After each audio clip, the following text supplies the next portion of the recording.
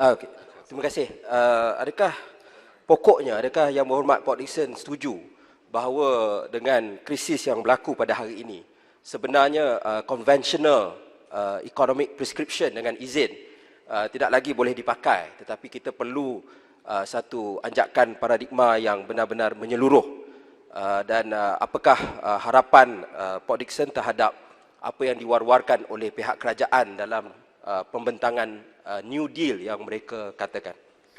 Port Dickson boleh? Saya bukan MCKK tapi Lebah Pantai. Sila Lebah Pantai. Ya, semua tadi MCKK. Jadi yang dibangkitkan oleh Yang Berhormat Port Dickson tu berkenaan dengan pembentangan di Parlimen. Saya kesal sehingga hari ini belum kelihatan bila agaknya kerajaan akan membentangkan pakej rancangan ini ke Parlimen untuk kita bahas. Mungkin bulan 9, mungkin tak tentu lagi. Itu yang perkara yang pertama. Kerana yang Port Dickson bangkitkan adalah persoalan yang boleh dibangkitkan berkenaan dengan pelaksanaan. Saya bagi satu contoh, semalam kita dilaporkan isu moratorium bank. Ya, setakat semalam bernilai 55.2 bilion ringgit, bukan satu jumlah yang kecil. Dan kita tahu, kita sedar sewaktu ia diumumkan sekitar 26 Mac yang lalu, sebelum diumumkan oleh Yang Berhormat Perdana Menteri pada 27 Mac, sehingga hujung April, sehingga masuk ke April bila ia dimulakan, timbul keadaan di mana tak tentu moratorium itu akan berkenaan dengan kadar faedah. Timbul masalah di situ kerana tidak ada perbincangan. Jika perkara itu dibahaskan di Parlimen, sudah tentu kita akan dapat teliti perkara ini. Apakah pandangan Yang Berhormat Port Dickson tentang isu moratorium bank ini?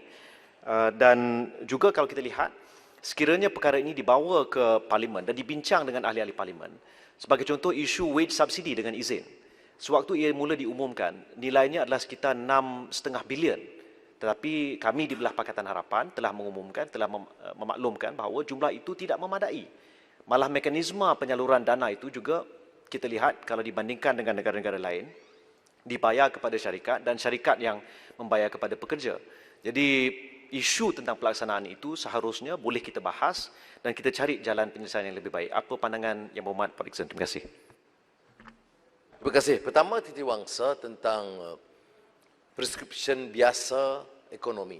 Kita jelaskan bahawa yang disebut new normal dalam menghadapi COVID-19 ini tidak harus memberi pendekatan ala kapitalis yang sama dengan kebobrokan yang sama.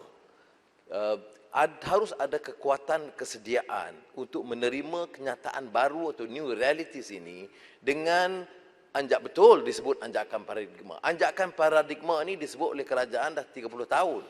Tetapi anjakan paradigma ini difahamkan sebagai sedikit perubahan. Kalau Tuan Dipertua sedia maklum, kalau Thomas Kuhn, itu anjakan paradigma itu systemic change. Maknanya kalau kita nak ubah kesan climate change, kesan inequality, penekanan digital technology, ini patut menjadi kerangka baru. Kalau tidak, kita lakukan perubahan ini, beberapa pakej rangsangan ini, mengekalkan inequality.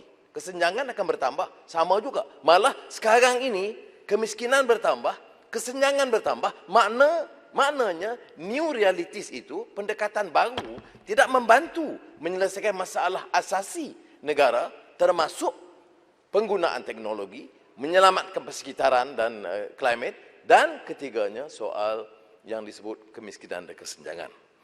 Apa yang disebut oleh